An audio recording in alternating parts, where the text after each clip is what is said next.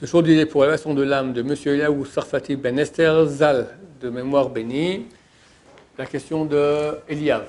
Je voulais savoir si, étant donné que ce qu'on doit faire, c'est étudier la Torah tout le temps, est-ce qu'on a le droit d'avoir un peu de temps pour s'amuser? La plus grande mitzvah que nous avons, c'est étudier la Torah. Elle équivaut, chaque mot de Torah équivaut aux 613 mitzvot réunis, et c'est le péché le plus grave. Quand quelqu'un peut étudier, qu'il n'étudie pas. Donc, ta question, d'après ce critère, donc, en ce qui concerne les hommes, les femmes n'ont pas ce péché de Bitul Torah. Les hommes doivent étudier non-stop, non-stop, non-stop. C'est une question très légitime. Bon, est-ce qu'on peut un peu s'amuser de temps en temps? Bon, alors il y a un dicton qui dit Bitula ou Kiyuma.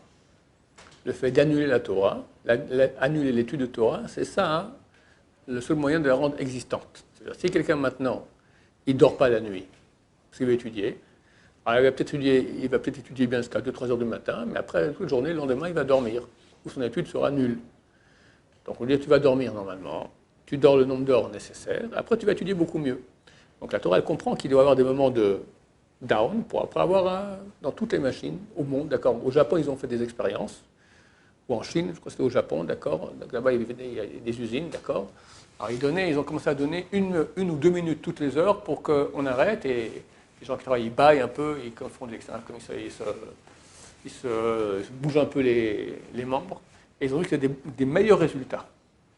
C'est-à-dire que c'est clair que les arrêts de repos sont nécessaires pour après reprendre bien. Et dans les yeshivot, il y a des temps de vacances. Par exemple, en hiver, on étudie 5 mois. Après, il y a 1 mois de vacances à Nissan. Les années embolismiques où il y a 13 mois, alors il y a 6 mois d'hiver. Les rachats yeshivot sont en angoisse déjà depuis l'été. Comment on va faire cet hiver-là? Parce que 6 mois, les élèves ne tiennent pas.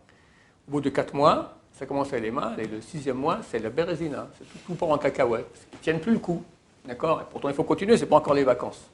On fait des sorties, on fait des trucs, on fait des machins, on essaye, parce que c'est normal. Au bout d'un moment, il y a une fatigue. Donc si maintenant quelqu'un était habitué à ne pas étudier du tout, puis s'amuse toute la journée, et puis vient à la shiva, puis maintenant il se met dans le nez, l'année de la Gemara, et il n'en sort pas, au bout de 3 mois, il pète un câble. Donc il doit s'arrêter, aller s'amuser, et revenir. La question, c'est combien? Et quel jeu? Parce que s'amuser, c'est s'amuser cachère, s'amuser pas cachère. Pas cachère, on n'en parle pas. S'amuser en cachère. Alors Yosef, il disait, vous croyez que j'ai pas envie d'aller sortir avec les copains, comme ça, boire une bière au resto? D'accord? Quand il était jeune, tous ses copains, ils vont tout ça, et lui encore, aller étudier. Ok, alors, le Rav Eliashiv, c'était en 1907, je crois. 1907. Il était un jeune garçon, 12-13 ans, comme ça. Et il y a le Zeppelin qui est passé ici, en Israël. Il venait d'Égypte. Un Zeppelin, pardon? Un dirigeable. Zeppelin en français, d'accord? Et il y a des photos, on le voit comme photo de Jérusalem, etc. Attends, toute la ville est partie pour aller voir. Lui aussi. Après, il s'est dit, mais c'est idiot, en attendant, je peux étudier une page de Gemara. Et il est rentré, il fait tu vois, toute la ville où lui, il va à contresens. Bon, il est devenu le Rav Eliashiv. Il n'a pas eu un effort, il s'est dit, peut-être c'est dommage, j'aurais bien voulu comment c'était, j'aurais bien le voir. C'est certain que oui. Donc, il faut savoir, quand c'est nécessaire, il faut s'arrêter, parce que sans ça, on ne pourra pas continuer, il faut s'arrêter. Combien de temps? Le temps qu'il faut. Quoi faire? Les amusements cachers, oui. Après, se reprendre. Maintenant, il faut être performant, il faut être intelligent. Si c'est pas assez, faire plus. Si c'est trop, faire moins. Au bout d'un moment, c'est comme un enfant qui se met à marcher. Il se met debout, puis après, il ne sait plus très bien comment. Alors, il se met un peu derrière, boum, il tombe derrière. Bon, après, il se met debout, il ne faut pas être trop tard. Il se met plus devant, boum, il tombe devant. Puis, au bout d'un moment, il prend l'équilibre. Nous aussi, on doit savoir dans notre vie maintenant, savoir si je fais trop d'efforts, je vois qu'au bout d'un moment, je pète un câble, j'ai mis trop, il faut mettre un peu relâché. Si maintenant je fais trop pépère et je ne fais plus rien du tout, enfin, je vais vraiment au-deçà de mon rythme pour aller beaucoup plus vite, il faut de nouveau accélérer. Mais au bout d'un moment, on peut savoir combien on a besoin de temps, de vacances, de liberté pour aller prendre ce temps-là. Voilà. Donc oui, mais le but étant qu'après, ça me permettra de mieux servir Hachem. Alors, dans ce cas-là, dans ces moments, quand on fait maintenant nos actions qui sont non-Torah, dans le but que ça me donnera de la force pour faire après la Torah, ça a une valeur comme si on étudie la Torah. Tu fais une mitzvah en dormant, tu fais une mitzvah en mangeant, tu fais une mitzvah en rigolant, tu fais une mitzvah en sortant, tu fais en courant dans la nature.